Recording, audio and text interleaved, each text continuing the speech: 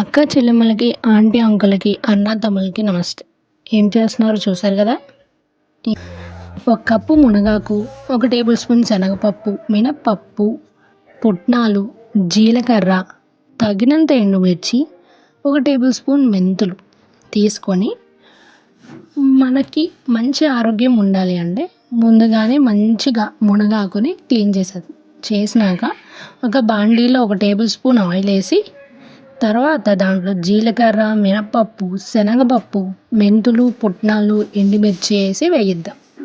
మంచిగా వేయించిన తర్వాత ఇవన్నీ తీసి ఒక ప్లేట్లో కానీ లేదంటే ముందుగానే ఒక జార్లో వేసుకున్నాక కడిగిన ఈ మునగాకును వేయిద్దాం. కావాల్సినంత ఆయిల్ వేసుకొని 1 టేబుల్ స్పూన్ పసుపు వేసుకొని వేయిద్దాం.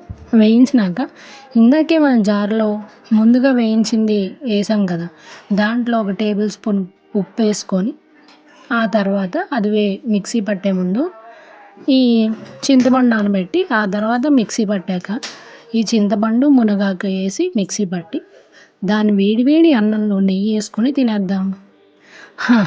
మొత్తానికి మా పిన్ని కోరిక ప్రకారం వాయిస్ ఓవర్ ఇచ్చేసాను. Please do like, share, subscribe.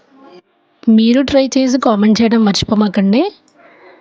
By bye guys from Sampradayani 2.0.